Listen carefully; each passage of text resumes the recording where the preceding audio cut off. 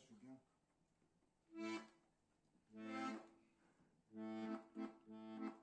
J'ai pas d'intro vraiment.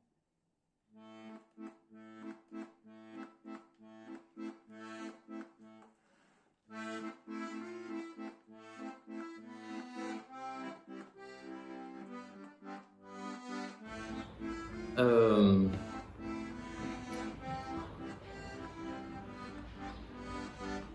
Oh, purée, sérieux? Alors attendez, c'est... À quoi ça sert?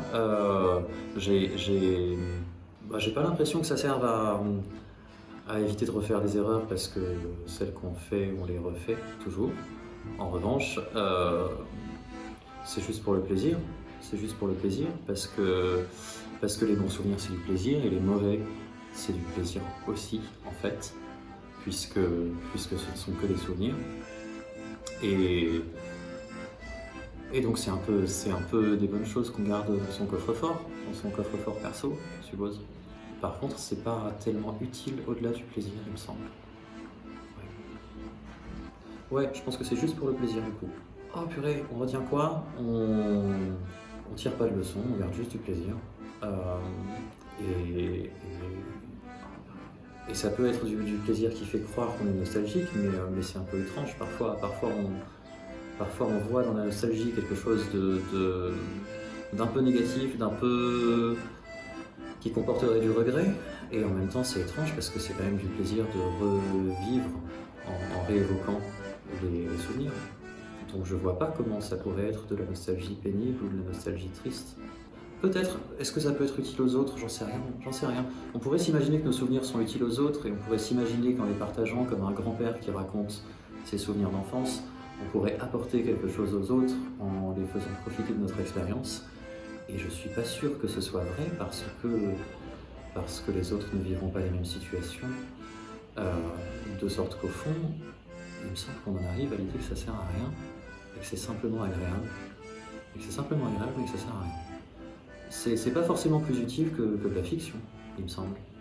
C'est pas forcément plus utile que de la fiction, mais on les aime autant que la fiction. Alors bonjour, je m'appelle Roman, j'ai 17 ans et je vais vous parler d'une très triste anecdote, un triste souvenir qui m'est arrivé. On était partis en vacances à Argelès-sur-Mer et j'avais une petite sœur qui s'appelait Joseph. Et on se baignait normal au bord de l'eau, on s'amusait. Il y avait des vagues géantes, j'avais jamais vu des vagues aussi grosses. Et forcément, ça amusait ma petite sœur, elle avait que 4 ans. Et elle jouait au bord de l'eau, puis elle se fait emporter par une vague. Tombée la tête la première sur un crabe.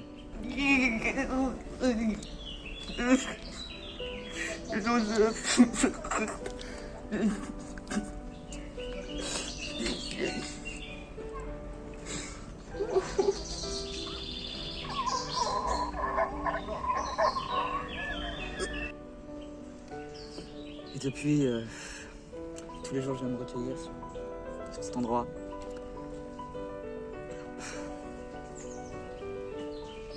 J'ai arrêté de me foutre de ta gueule, non.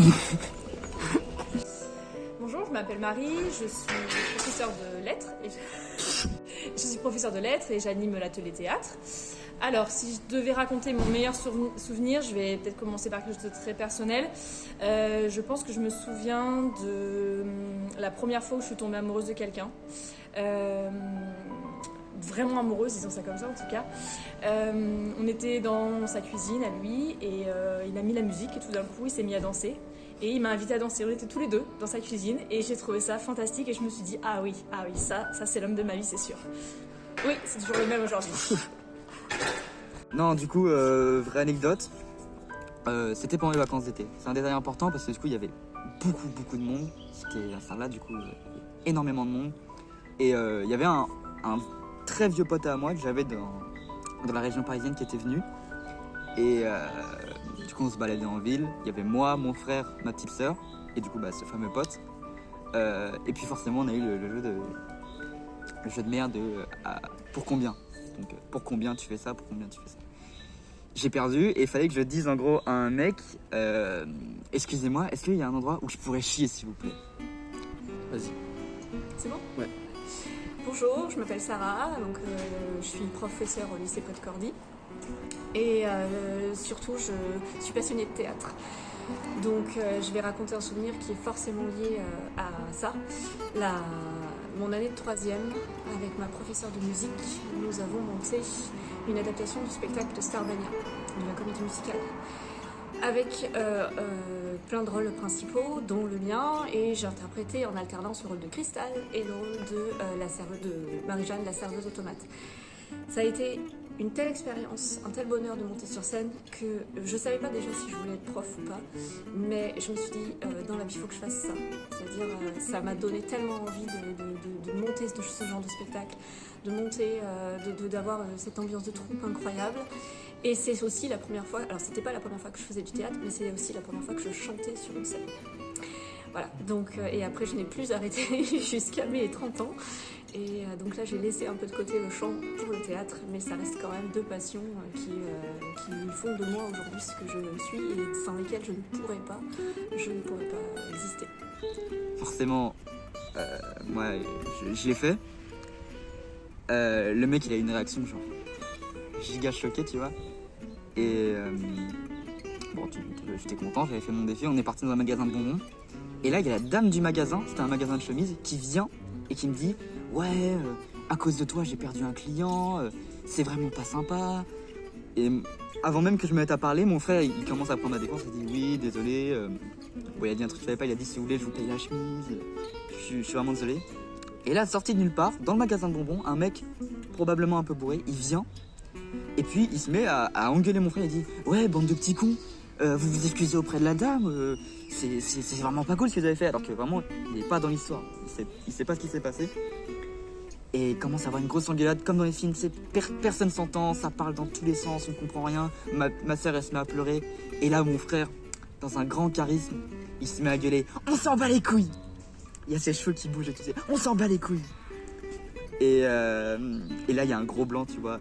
Et le mec qui était bourré, il vient, ils sont en tête à tête, tu vois, puis il dit toi tu fermes ta gueule, tu me parles pas comme ça, ferme ta gueule enculé. Il s'insulte de ouf, puis on se barre, et puis en partant il dit ouais, barrez-vous, je vais vous mettre des coups de pied au cul, je vais vous déglinguer. On s'est barré, voilà, tranquille. Et ça fait une bonne anecdote à raconter, c'était vraiment un souvenir mémorable.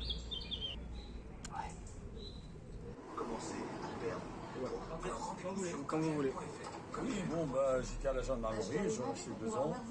J'étais aux États-Unis, je suis resté 2 ans et demi. J'ai une vie qui est très, très saine, qui est très bonne, moi je suis très content.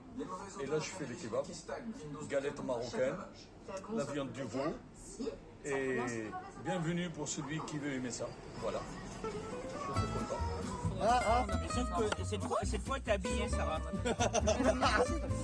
Hein, Sarah, t'as habillé les caméras. Sauf que là, cette fois, tu es habillé. Du coup, je peux commencer. Alors, je m'appelle Sarah, voilà. Donc, un jour, je vais chez le médecin pour un truc normal. Là, la meuf, elle me dit tire la langue, bon, comme d'hab, tu vois. Et là, elle me sort oh là là, t'as une mycose de la langue. Moi, je fais quoi, mais. Tu vois, le truc, ça n'arrive. Enfin, bref, ok. Donc je fais plein de traitements pendant 1 mois et demi, vraiment un truc qui me faisait des putains d'effets secondaires de merde et tout. Mais vraiment 5 fois par jour, horrible. J'y retourne, alors en plus j'osais même plus faire la bise parce que genre je me sentais pas bien quoi, j'étais en mode merde j'ai putain de mycose de la langue, c'est dégueulasse. Mais c'est vrai que j'avais des trucs bizarres. Et en fait je vais chez un autre médecin et tout. Et là elle regarde ma langue et elle me fait t'as jamais eu de mycose? Voilà, c'est tout. Et en fait, c'était mes papilles.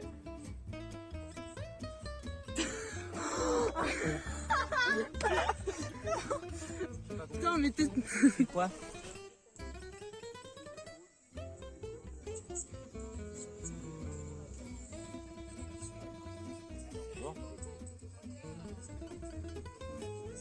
C'est un peu stressant.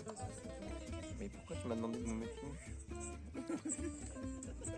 C'est pour après. Ah mince, c'est pas le même film. Et du coup, je regarde un super film en fait. C'est quoi que tu regardes?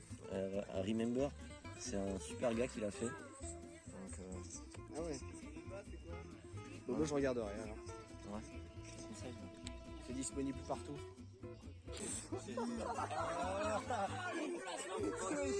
Le truc de sur Netflix, Amazon Prime, je me connais plus ça. Je m'appelle Théo, Théo Delpech, j'ai 19 ans. Voilà, je suis en BTS. Je vais raconter une anecdote du coup. Une fois on était avec Corentin, Joachim et du coup moi. On était chez ma mère, on était censé réviser et en fait on a passé l'après-midi à se foutre sur la gueule, en fait à se battre en fait. Toute l'après-midi on s'est battu, on n'a même pas révisé le brevet et au final on l'a quand même eu. Voilà. Je peux essayer? Ouais, stylé. C'est bien. Le réalisateur en chef. Le stagiaire en chef. Stylé en vrai. Bonsoir. Alors lui il s'appelle Sylvain. Bonjour, je m'appelle Maceo, Quen te passe. Je fais du bâton de feu et je vais vous raconter une petite anecdote. C'est la première fois que je fais du bâton de feu devant beaucoup de monde, un petit peu plus de 3000 personnes. J'étais juste dans le public avec mon bâton à la main en train de regarder un spectacle qui je crois est le meilleur spectacle que j'ai vu. Et sans rien comprendre, il y en a un qui a jeté une fausse hache dans le public et qui m'a ramené du public. Et j'ai allumé mon bâton du coup devant beaucoup de personnes. Je crois que j'ai jamais autant stressé de ma vie et je me suis jamais autant chié dessus, clairement. J'ai bien flippé. Et bon, je suis resté comme un piqué, bien droit, en plein milieu à faire ce que je savais faire. Donc pas grand chose à cette époque-là. Et c'est à peu près tout, il me semble. Mais ça a été, je crois, une des meilleures expériences et qui m'a donné envie de me lancer dans le spectacle de feu. Oh, Father, tell me, do we get what we deserve? Oh, we get what we deserve. And where